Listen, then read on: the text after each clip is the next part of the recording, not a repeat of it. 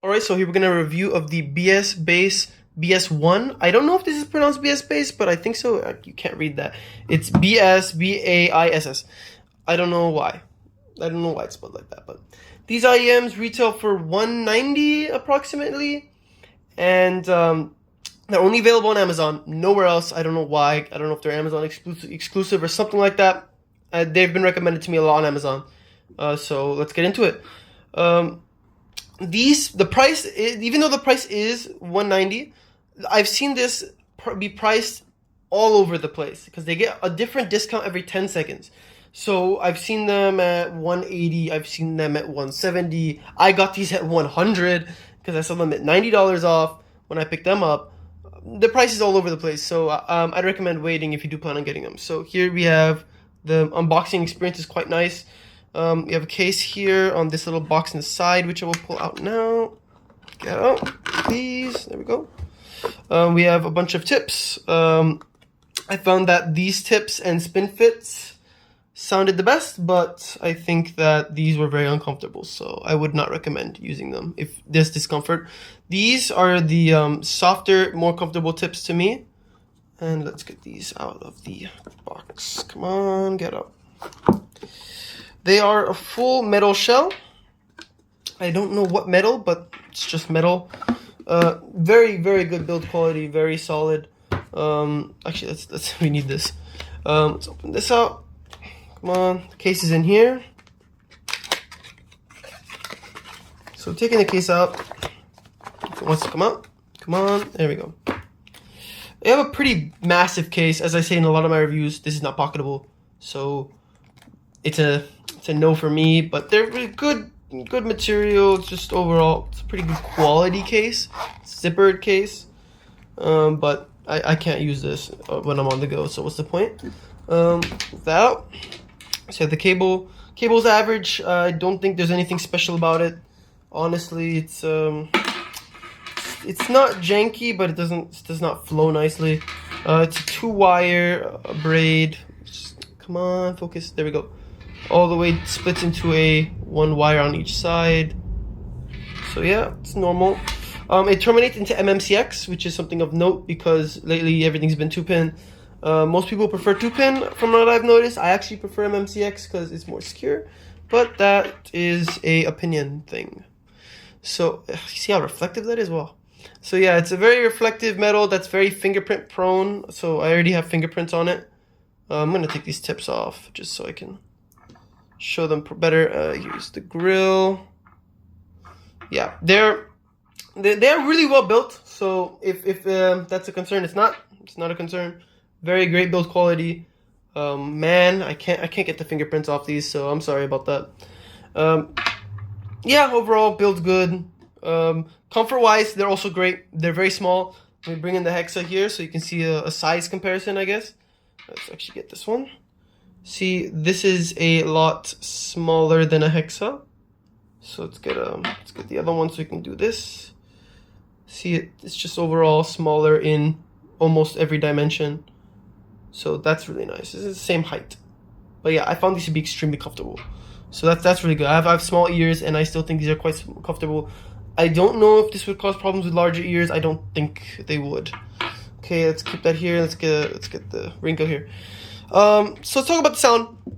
Sound wise, I'm just gonna say right now, if you want the Rinko, you don't want these. The Rinko is a very bassy IEM. If you love bass, these are great. This is a bass roll off. It's not very bassy, so I wouldn't recommend these for if you like bass. So let's just take these out of the equation. They're not something you care about. Now, why am I comparing this with $80 IEM? It's because I don't recommend these unless you can find them for $150 or less. As I said at the beginning of the video, the price fluctuates a lot, lots of different deals, etc. Don't get these for $190. Don't get them for more than that either. Don't get them unless they're $150 or less, preferably $100. I don't recommend these after that. I don't think they're worth more than $150. Now, I'm gonna talk about the sound as if they are $150 because you can probably find them around that price. So at $150, I think they're a pretty good deal actually. At a lot of songs, I actually preferred them over the Hexa. But they have a big issue, which is BA timbre, which I hate. But these don't have a lot of BA timbre, just have a little bit. which even a little bit for me is just I hate it. What's it called? Shoutiness. They're very shouty. It's just, like a lot of the highs just are in your face, uncomfortable on some tracks. On other tracks that doesn't happen, I prefer them over the Hexa. But when this happens, I prefer the Hexa a lot more. The Hexa also does things a little bit more naturally, while these are a little bit more metallic sounding. They don't sound very metallic at all. They have actually like really, it's a decent timbre. It's not like awful, but definitely the Hexa is more natural sounding. These are more detailed.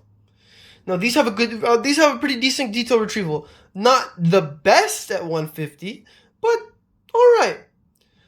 Let's talk about soundstage, because that's what these do the best. Soundstage is really, really wide. I love it. This is probably the best soundstage I've heard in the price range. I think this has better soundstage than the Performer 5. I think these have better soundstage than, of course, the Hexa. Just a lot of things. A great soundstage. Say this is your head. Sound like it's about here. Quite nice. I like it a lot. But imaging, on the other hand, is not good, which is, kind of something I'm not used to. Bad imaging with big soundstage, just not the most common combination, but I find that instruments meld with vocals a little bit on more busy tracks. These don't separate as well as they should at the price. It's not terrible. It's not like a deal breaker completely, but that is something of note, and I don't think that these would be good for gaming of this sort or that kind of sort where imaging is important. I don't think these are the best imaging IEMs. Now let's talk about mid-range. Mid-range is good. It's clear. It's forward, but not too forward. I think that it's more forward on the Hexa. It's not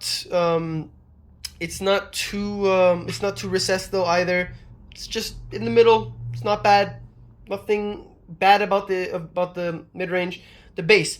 These use a biodynamic driver, which that got me really excited when I saw the page on Amazon. I was like, biodynamic 4BA for the price $100 that I got it at. It's like, damn. And you hear it. The bass is very nice, actually. Very good quality, very detailed, but it's just recessed. That's the problem. It's got good quality bass, better quality than the Hexa. Not as good quality bass as the Rinko, but it's just not enough. It's not like to the point where there's no bass. It's just I'd prefer a little bit more. And overall, they're pretty bright sounding IEM. Going to the highs now, back to the highs. Highs overall, they're just kind of messy. I mean, when it's not a mess on some tracks, it's got decent detail, but it just often gets shouty, and also the upper mid-range gets shouty too. And so it becomes uncomfortable. Some female vocalists will start to kind of like hurt my ears a little bit when I'm listening. And for me, I'm sensitive to treble though, and I'm sensitive to shout, but some people are not. And if you're one of those people who can handle a little bit of shout or even likes it, and I know people who like shout, a little bit shouty IEMs, or if you're not sensitive to sibilants or anything like that, these can be a good buy at 150 or below. If you can get these at 150 or below, if you can get them at 100, it's not a bad deal. It's not a bad deal. I'm not going to say they're amazing in the price range. I'm not going to say that this is like mind-blowing, game-changing, market-changing. No. But are these bad? No. So do I recommend them? Maybe. 6 out of 10. 6 out of 10, yeah. A little bit above average. So at 150. At 190, which is without the Amazon coupons or Amazon price changes, no. At 190, 3 out of 10. But at 150, 100, at 100, these are a good buy. Not insane, but they're a good buy. Should you get these or just get a Hexa? That depends on how important soundstage is to you and how important timbre is to you. If you want a more natural timbre, probably go with the Hexa. If you want more, I find these a little bit more detailed too. But if you want a wider soundstage, you can handle a BA timbre, a little bit of metallicness, a little bit of shout. These are better. I'm not keeping these because I don't like them. I don't like the shoutiness. I don't like the sibilants. On some tracks they're great, but overall I like to have an IEM that's like sounds good for every track I listen to. And for me, they're too sibilant, so I wouldn't keep them. But you might like them. So that's about it. I can't really think of anything else to say about these. More positive reviews actually coming soon of things I like that I have to record right now, right after this. So stay tuned for those. I know a lot of reviews lately have been pretty meh or negative, but some IMs I'm pretty hyped up about. So those are coming. Thanks for watching. Hope this helps. See ya.